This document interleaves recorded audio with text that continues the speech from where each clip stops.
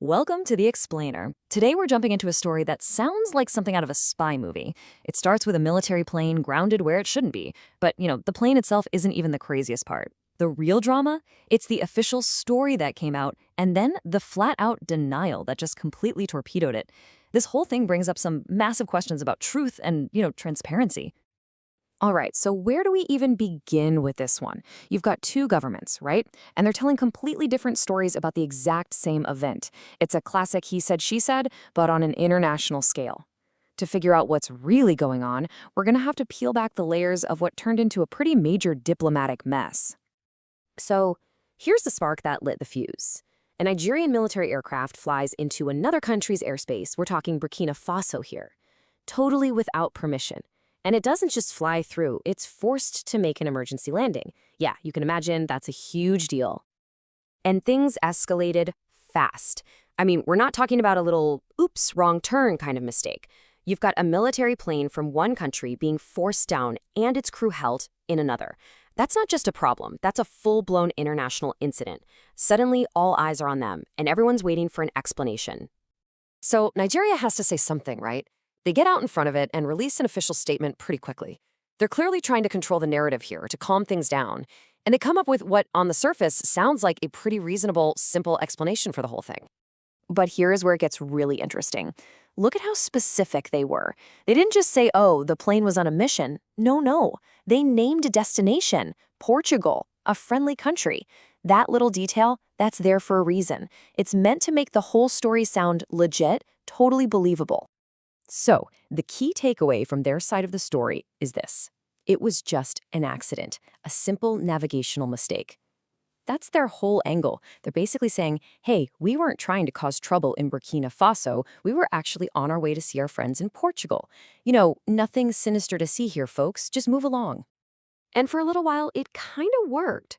The story was out there, unfortunate mistake, case closed. But then the other shoe dropped. The very country they named, Portugal, decided to speak up. And what they had to say was, it was very, very different. Because what Portugal said next didn't just poke holes in Nigeria's story, it blew it completely out of the water. And this slide just lays it out perfectly. It's the core of the whole problem. You've got this direct, public back and forth between two countries. Nigeria says, we were going to Portugal. And Portugal just comes back and says, no, you weren't. We have no idea what you're talking about. It's a diplomatic showdown. And Portugal was crystal clear about it. They were like, look, there was no planned visit on the books. We never got a diplomatic request.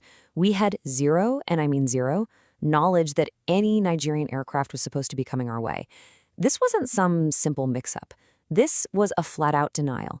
It basically painted Nigeria's official story as a complete fabrication. So now you've got these two totally conflicting stories. And one of them has just been exposed as, not true. So the conversation suddenly changes. It's not about the plane anymore. Now it's all about Nigeria's credibility and the major fallout from this. And let me tell you, this wasn't just a little diplomatic oopsie. This was a full-blown crisis of trust.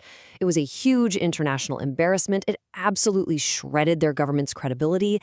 And now they've got strained relationships not just with Burkina Faso, but also with Portugal, who they basically dragged into this mess for no reason. Which brings us to the million-dollar question, right? The one everyone was asking, why? Why would the Nigerian government lie about something like this? I mean, admitting a simple mistake is one thing. That's embarrassing, sure. But making up a whole fake mission involving another country? That's on a whole other level. So, you have to wonder, what were the possible reasons? We can only speculate, of course. Maybe it was something simple, like trying to protect the military's reputation, or just avoid the embarrassment of a silly mistake. But then there's the more troubling possibility. Was this whole story a cover for the plane's real mission? Something much more sensitive they didn't want anyone to know about. Okay, so let's zoom out for a second. You might be thinking, why does this one incident between a few countries really matter to me? Well, it matters because it's a perfect example of a much, much bigger issue, one that really affects all of us. What this really is, at its heart, is a story about trust and how easily it can be broken. See, we generally expect our governments to tell the truth, especially when something big happens on the world stage. But this whole episode just shows how fragile that trust is. It can be shattered in an instant. And the fallout from a lie like this is huge. It's not just about one government looking bad. It affects everything. It erodes credibility, sure, but it also fuels misinformation. It can destabilize international relationships. And most importantly, it chips away at the public's right to know what their leaders are actually doing.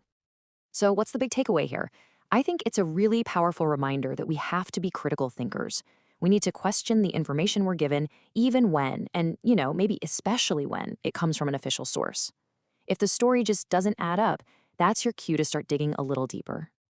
And that's really the thought I want to leave you with. This whole thing makes you wonder, doesn't it? If an official story can fall apart this easily, this publicly, what else aren't we being told? It's a question that goes way beyond this one plane, and it's a great reason for all of us to stay curious, stay informed, and always check the sources.